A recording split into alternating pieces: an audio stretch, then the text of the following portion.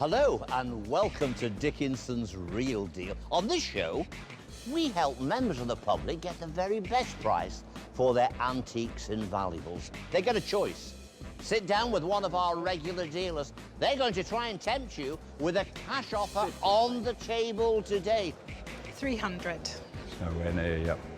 You don't have to accept it if you don't want to. If I advise you to have a gamble, you can go to the auction and maybe get a little bit more money there. Today the show comes to you from Derby. There's a great crowd of people here. They've turned up with their antiques and their collectibles. They're eager to do business. You know why? They want to walk away with the real deal.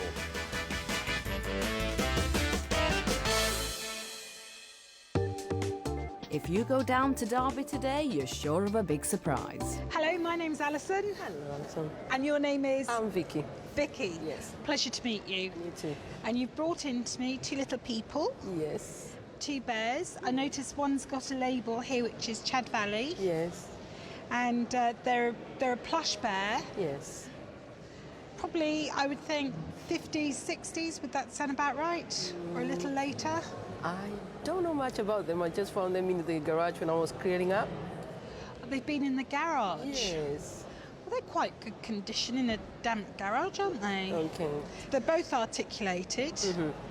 And why are you selling them? I'm just clearing the garage, cleaning up, and I found them and I thought they were interesting. Yeah, well, people do collect bears. Right. I mean, there are people out there who absolutely adore bears. Yes. So if I buy them, what will you do with the money? I'll probably go shopping, buy more jewellery. Jewellery. You can't go wrong with jewellery, can you? No. OK, Vicky, well, let's put the money on the table for our two little displaced friends. 20. 40. Right. Bit more. 50. I think a little bit more.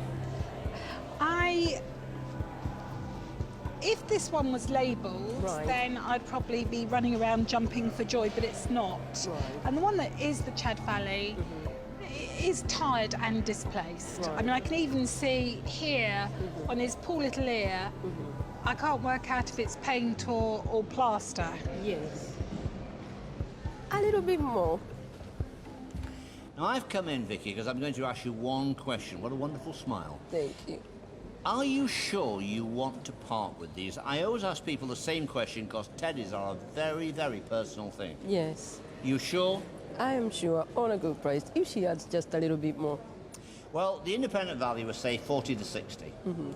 So, in fairness, Alison is right in the middle area there. Right. They're commercial. There will always be someone for a teddy. And remember, a teddy is with you for life, so you look after your teddy.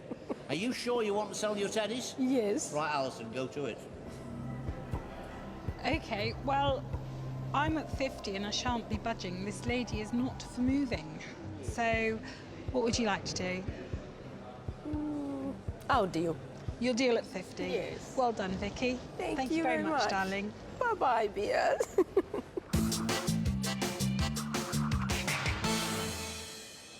With the bears off to a new home, we cross over the Den. Will Michael be going for gold? Lynn, you bought one of my favourite items in, sovereigns and gold. Sort of thing I can buy all day long. Why are you selling it? I don't wear it. My mum left it to me. She died 18 months ago, unfortunately, and she left it to me in a will. Yeah. It's not something that I would wear. I prefer smaller items of jewellery rather than Yeah. the big showy ones. So rather than just leave it in a jewellery box, I thought I'd sell it. Such a good idea, because you can liquidate that, as they say, and go and buy something which is really special to you. Yeah. And you'll always remember your mum from selling that and buying something you really wanted out of it.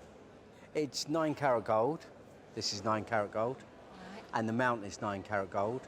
And in setting that is a Victorian sovereign, Right. which is 22 carat gold. And in all honesty, this sort of stuff is bought and sold at scrap. I'm sure you knew that anyway. Yeah, yeah. It's weighed. We've got 10 grams of 9 carat, and we've got the sovereign, haven't we? So what are you going to do with the money then? Buy another bit of jewellery? No, before my mum died, she wanted to go in a hot air balloon. Yeah. So I thought I'd do something in memory of my mum. So it's going to be a hot air balloon trip.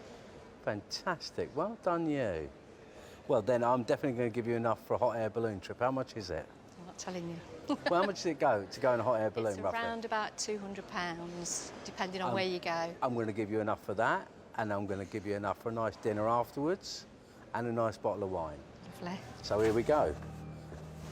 It's quite easy. It's 50, 100, 50, 200, 250, 260, 270, £280. That leaves a small profit for me when I scrap it. You want a deal on that? Yes, I think I will. And I think she'd be pleased I was doing something nice with it. I am touched that you're going to do something which she wanted you to do, because the hot air balloon, have you ever been up in one? I haven't, no. Whoa, they're scary. Yeah. But just think of all the money I paid you when you get up there and think, I wish I hadn't have done this. It's Thank been a you very pleasure. much. Oh, my pleasure, Lynn. Thanks for the deal. Thank you.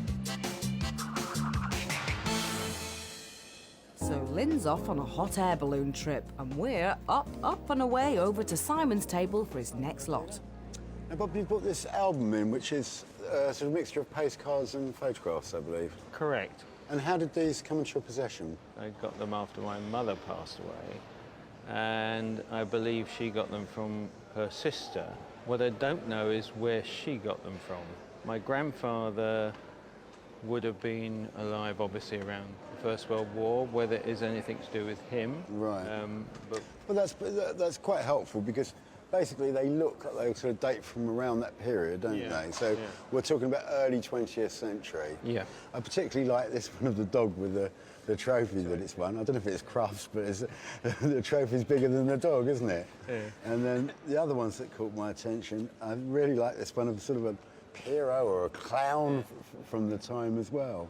I think they're very interesting, and I find all postcards and photographs interesting social documents anyway, and they're quite popular, and you know, I take them to fairs and I'm always surprised how many people actually look at them. Yeah. And they do attract a lot of interest, so there are collectors and buyers for them. we understand that, Yeah, which I think they're quite nice just to look through, and you know, every picture tells a story. Corny but true. So, money. Money.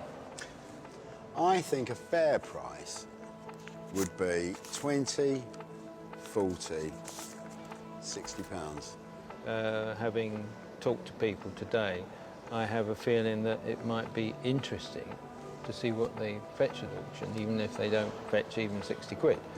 It sort of has intrigued me now, because we've got So you've got that auction bug, have you? And I've got the auction bug. You've and got I'm that thinking, auction bug. Unless you There's sort a of cure wanna for the give me- auction bug. You know what that is, don't you? It's called another £20. So there's £80 there now. Has that cured your auction No, bug? it hasn't cured my auction bug. My auction bug would need a lot more than that. To A lot cure it. more. Yeah, yeah. I'm going to put down another 20 and have £100 on the table.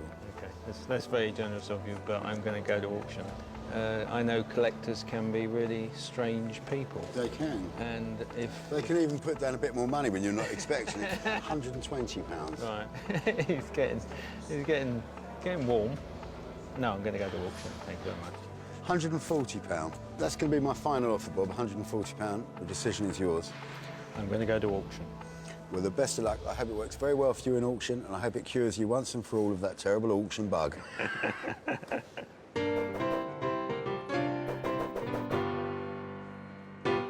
Simon really tried hard there, but Bob was determined to go to auction. Will his gamble pay off? Let's find out as he goes under the hammer of auctioneer Stephen Iredale. You sat down with Simon Schneider and he offered you £140. Were you tempted with that 140 quid? I was, and all I can say is we had got intrigued by the interest. OK.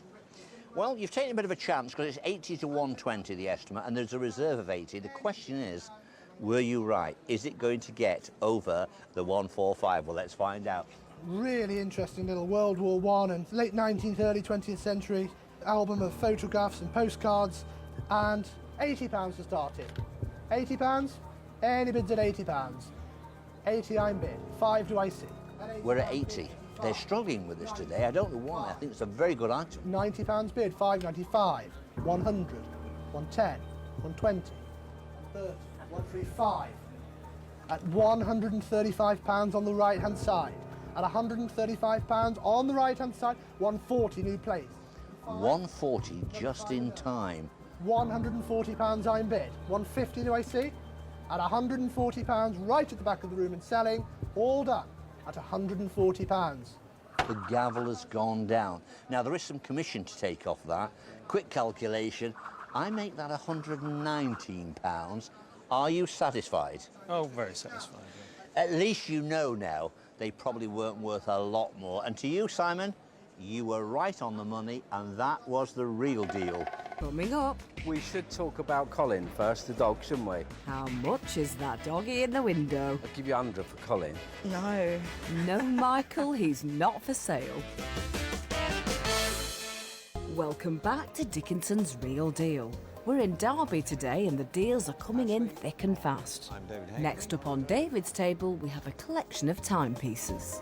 And you brought some pocket watches along today. Yeah, Have you had them a long time? about 30 years. Have you? 30 years. Oh, they'd be cheap then when you bought them 30 years Well, ago. well, fairly, but probably about £15 each. That was what they were then. Yeah, they were, that's right. I've had hundreds and hundreds of pocket watches. Oh, yeah.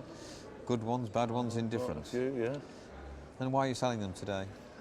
Well, I got bored of them, I suppose. Like, you know, I got loads of them. And, Have you? yeah, so I got a bit bored of them. You Let know. me get my glasses on here and have a good look at them. Well, the first one here is an American Waltham.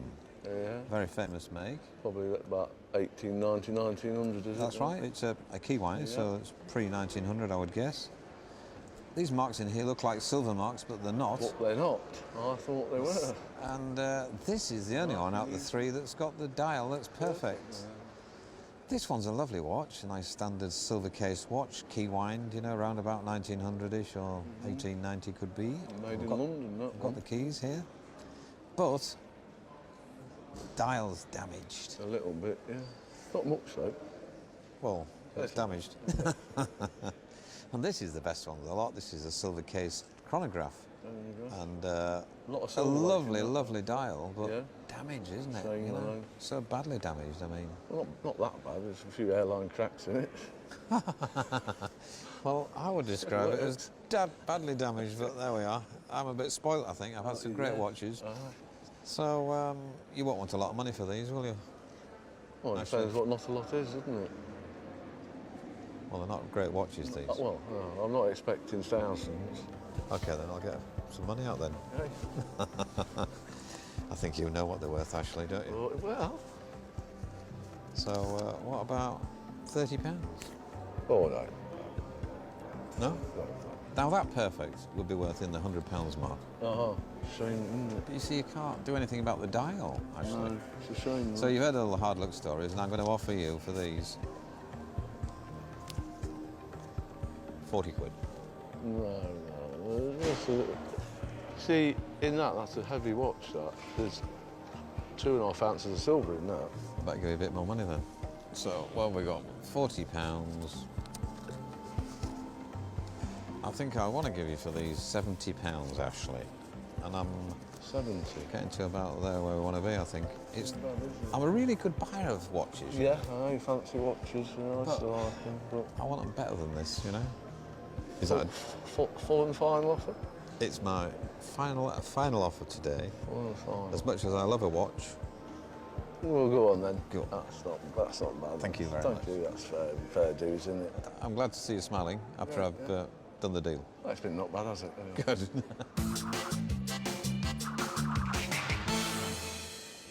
On Alison's table is a space medallion, but will her offer be out of this world? I'm Judith. Pleasure to meet you, Judith. And you've brought me in man's first landing on the moon medallion. Did you buy it from new? Yes. So that would have been 1969. Don't remind me. It's a long time ago. It does seem a long time, because I remember my mum and dad brought a colour television for this special event, And we had people that just turned up from all around us to watch. And I came home from school and the lounge was just full of people I didn't know. And I felt very uncomfortable with the whole thing and couldn't work out what all the fuss was about. Yes, yeah. And so what made you buy this? Well, it was the in thing at the time, you know, to commemorate anything. I've got one, I think, of Charles and Diana's wedding and that as well. So at the time it was the thing to do. Well, its weight has a great bearing at the moment because it's 2.5 ounces and silver's high, Yes. as is gold. I noticed that there's 2,500 of these particular medals made, but they were, although this company made 2,500, there were many other companies that made similar things in gold and silver and aluminium. Yeah. It's got a full silver hallmark, and it's got a Apollo 11 on the back. It's interesting, really, because we've had our last space shuttle, so I think in that respect, these surely must take on, over time, a greater value, or would hope so. So it's all down to the money, isn't it? The money, honey. Yes. Do you recall what you paid for it? No, I mean, it's going back quite a few years. Okay, so we've got 20, 30, 35. No. You want a lot more for it than that? Well, 40. I think £40, well, £40 is all that I'm prepared to pay for it. Sure. I am sure. I think I'll take it. You take the money, that's excellent. All right, and I'll see if I can find a good home for that. All right, thank you. All right, very much indeed. thank you very much. Thank you.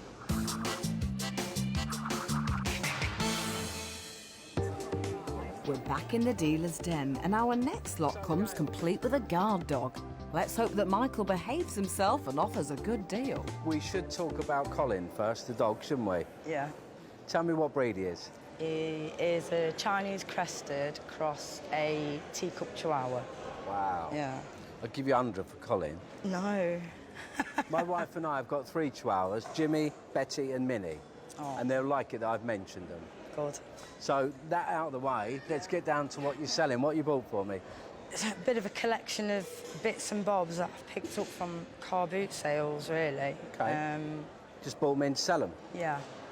Going through them, these are all costume jewellery, really, aren't they? Yeah. Various periods, possibly a little bit of Art Deco, coming right up to the 50s, and some of it a little bit later than that.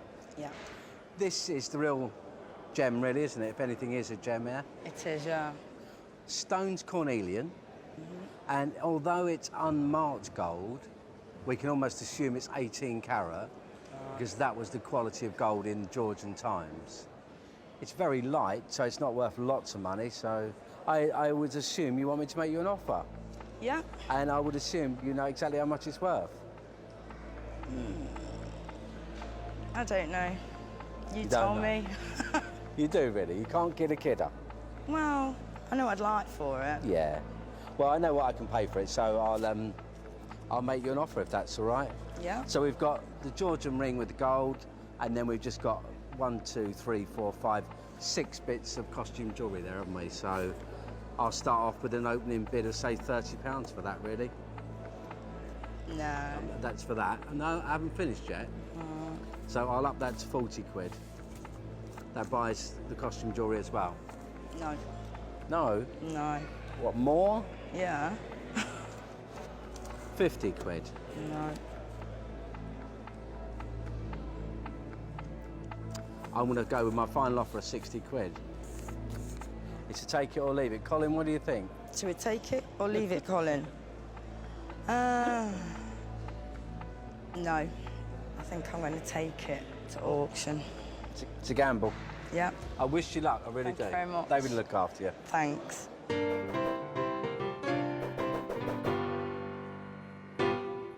Every dog has its day, but today wasn't Michael's. So it's off to auction for Gail, her costume jewellery and, of course, Colin.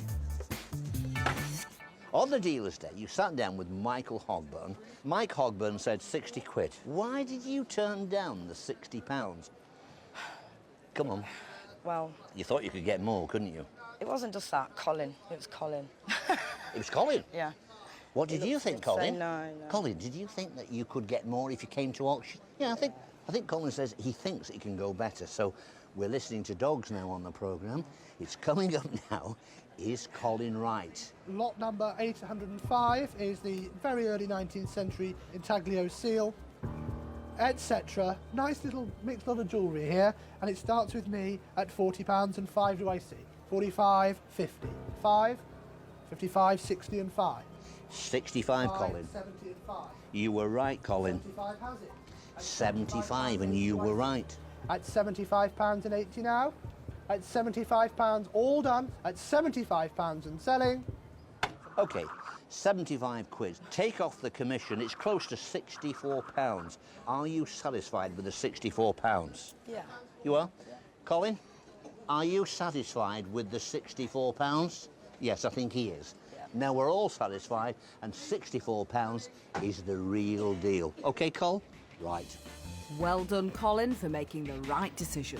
Coming up, Michael tries the straight-talking approach. OK, well, I'm sure you know it's not worth lots of money. But that's how good the news could be, £10. A bit more. Will he get a ticking off?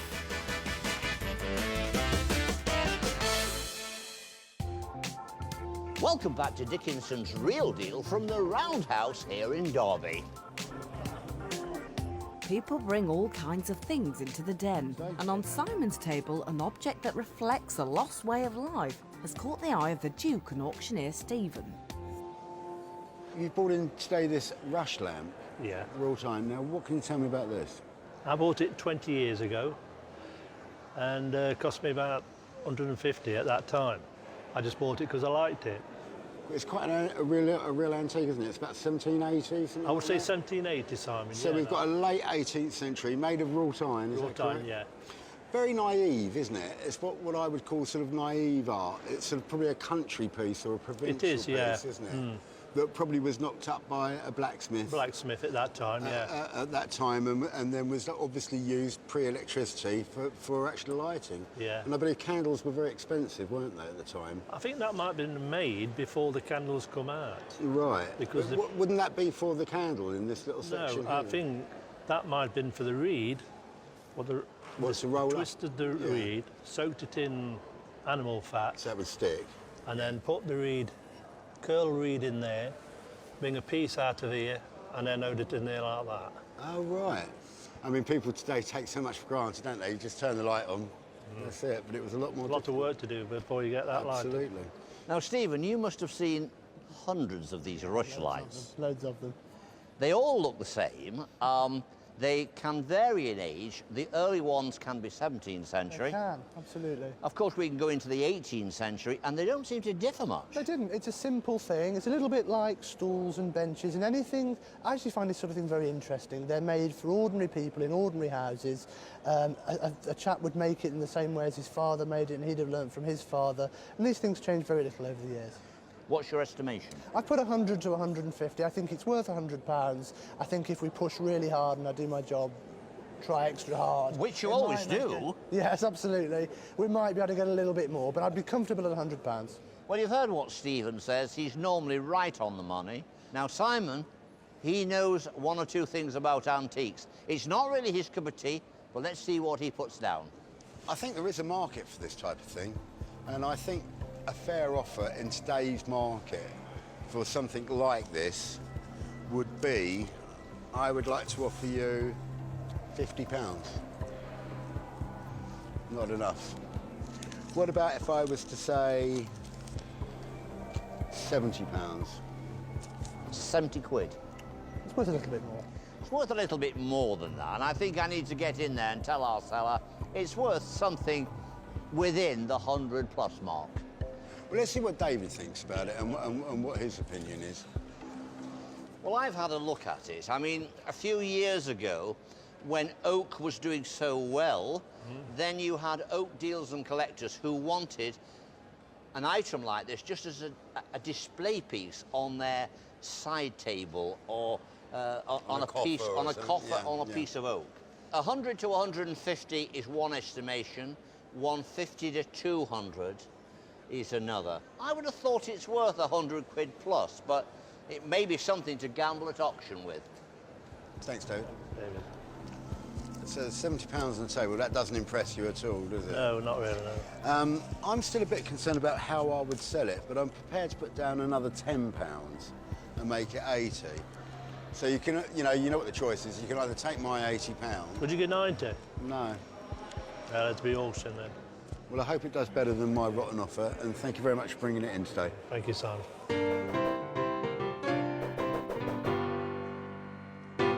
So the candlesticks are off to auction. Here's hoping the bidders see the light in the sale room.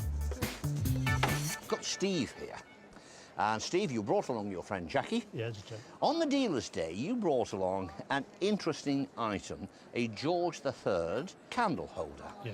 It's here in the sale room. I think it's perfectly estimated, 100 to 150, and it has a reserve of 100 quid on it. Do you think you've made the right decision by gambling? I think I do, yeah. OK. Yeah. We'll see anyway. Well, I think you've made the right decision. It's coming up now. It's an interesting item. Let's see what it brings. Lot number 760 is the wrought iron tripod nip rushlight candle holder, and £75 with me, 80 to 80. Straight in at 75 on the book with the auctioneer. At £75, 80 do I see? 80, 85 and 90. Shake of the head at £85 and 90 now. All done. At 85, that remains with me at £85. Are you disappointed? No, I'm not, because I said to Jackie before I come into Jack, I hope it doesn't sell. Because of the reserve at £100? Yeah. You probably value it a little bit more. A little bit more, and I'm glad to take it home today. All right. So, Jackie, what's your thoughts on this? I was here to take the money home for him. So you already had it spent, did you? You know what women are like? Jackie had it spent. Unfortunately, there is no money to spend. You're going to have to sweet talk Steve into perhaps bringing some money out to spend a little present for you. OK, that's brought a smile to his face, doesn't it? So on the day, it didn't sell. It didn't make its reserve. I'm going to say, just like Steve said, it's worth more. It just didn't make it on the day. We're back in the den. Will Michael pay peanuts for this next item? No, Mel, thanks for coming in. Pleasure. A very small item, yet precious to you. Yeah, it is. You know, it's got some fond memories attached to it, but I'm not going to be wearing it. So hence, it'd be nice to go to a good home. It's very childlike, isn't it? So It is. Were you giving it as a present? No, my mum picked it up from some kind of market stall. Oh, OK. And we just had it in the, drawer. Kicking around. Well, you obviously know it's Snoopy. Yes. And that sort of Disney type character, well, it's not a Disney character, but those sort of character watches. Yes. Pretty sort of 70s, 80s, even 90s. They're doing them now with Simpsons, aren't they? So yes, they are. There's a lot of them been made. It's not a rarity, I'm sure you know that. No, it's just fun, isn't it? It is fun, spot on. Shame there's no strap. Well, if I'd known, I could have You'd have got made a strap. one. I could have got a canary kind of yellow Yeah, strap. But you could have done I that, thought couldn't each to one's own taste. There. Yeah, too right. These sort of movements, I mean, I don't even know if it works or not really, but it's in quite good It condition. seems to be working because the ball is going round. Oh, OK. Yeah, quite clearly. So that's in working order, we call it? It's definitely in working order, yeah. OK, well, I'm sure you know it's not worth lots of money. But that's how good the news could be, £10. Seriously? Yeah. I thought it was a bit more than that. How much more? So at least 30, 40. Please. Well, I made all the effort to come in and... Well... a bit more. 15. What have you got in front? Is that a 10? Yeah, that is a 10. That's a 5. And £15 is quite a sensible offer for that. I think you can do a wee bit better. How wee is wee? 25, 30. I can't do 25. I'll leave it to you. I'll go 20 quid. OK. I must be crazy. No, you know what? I'm in a generous mood. Yeah. I think I'm happy with that. Are you going to do a deal? Yeah. As you're in a hurry and all that. £20. Thank you very much. Thank you.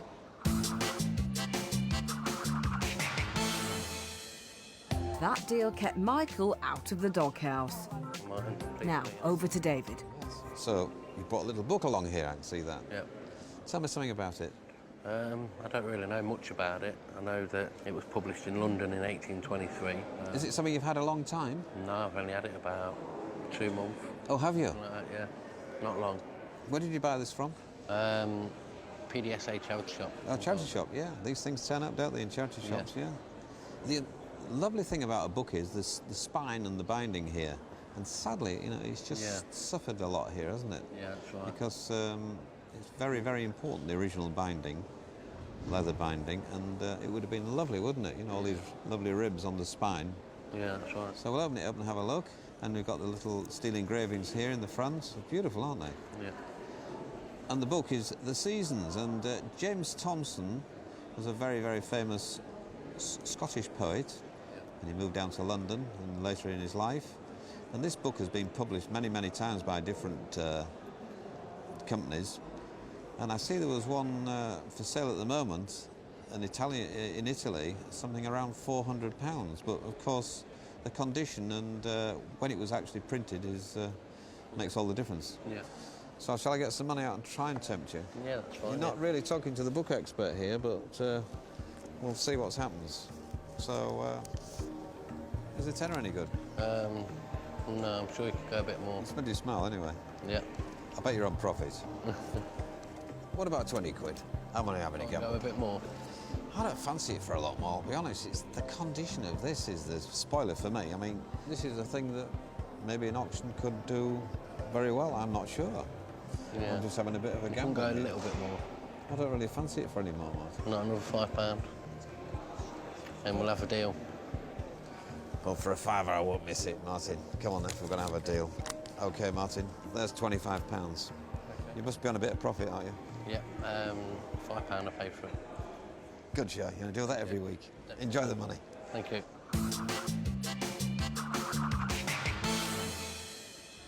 Coming up, Alison knows exactly what competition she's up against. You're sitting there with a piece that you don't have to worry about whether I'm going to pay you enough money for it, because if I don't, you can be assured at auction someone will. Find out if Alison comes out on top in just a few minutes. Welcome back to Dickinson's Real Deal. The day's drawing to a close and a sweet little item has landed on Alison's table. Hello, my name's Alison. And your name is? Graham. Graham. And this is your conical piece of Clarice Cliff. And it's got the crocus pattern. So did you buy it or how did you come by it? It was my late wife's. She used to go out every Sunday morning, car booting, fairs, and she came back with various items, with which this is one of them. That's exciting, isn't it? Yeah. So it's like being a hunter, isn't it, really? That's right. She obviously had the antique dealer urge in her. I should think so, yeah. Well, I've looked at it. I can't see any imperfections with it. We're missing the little stopper, which shouldn't be too much of a problem to replace. It's a little cork. The pattern itself is not an unusual pattern. What is unusual is the conical shape. All right.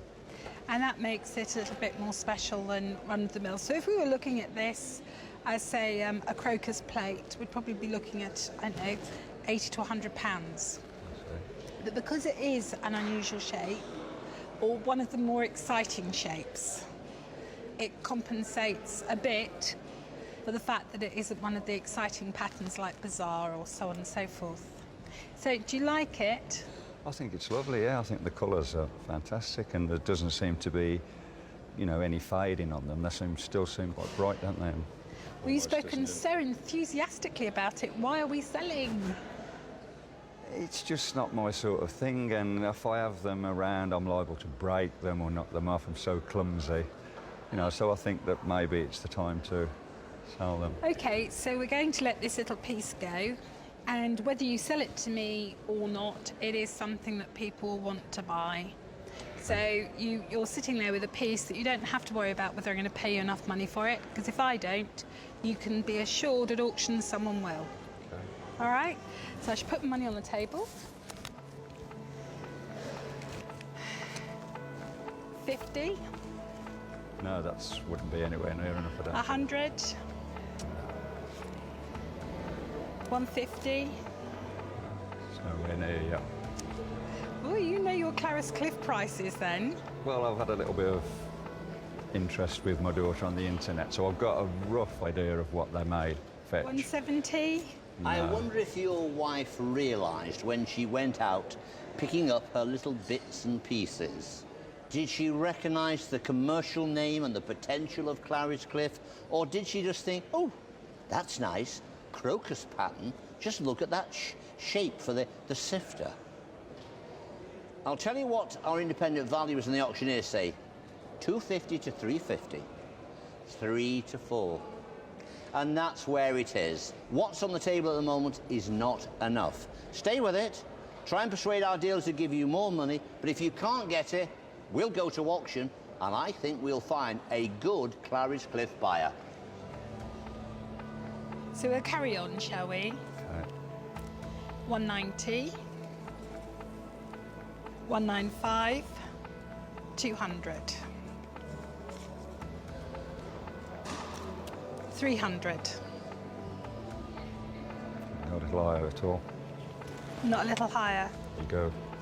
I think I've to go come back higher. in here now because I have to say to you, we have a professional dealer here, Alison. She's a canny girl. You know, those fivers came out, they just trickled out. Would you take a 50? Would you take 100? But I'll give her a due. She's thrown 100 quid in now. Get that down. Now you've got £300 down. I have to say this to you. I think the money is on the table. And so I'm going to say to you, think carefully and make up your decision. So that's your final offer then, yes? Yes, it is. I mean, to me, this is like money in the bank. Money in the bank. It's what everyone wants. Everything that David said is utterly true. Yeah. I think I'll accept your offer then. You sure? Yeah. All right So- then. Excellent. We've got a deal. Okay, thank you very much. Thank you very much. Thank you, Graham. Thank you. Good on you, Alison. Great deal. But are you our dealer of the day? David's trio of timepieces saw him pocket a cool £30 after selling them on for 100. Lynn, you bought one of my favourite items in, sovereigns and gold. Michael, the self-confessed lover of gold, sold the sovereign chain and mount for £350. I'll go 20 quid.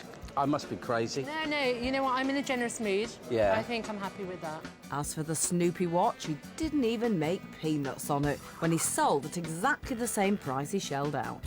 Thank you very much, darling. Bye-bye, dear. Alison sold the two teddy bears for a break-even £50. The moon medallion landed her a profit after selling it for £65.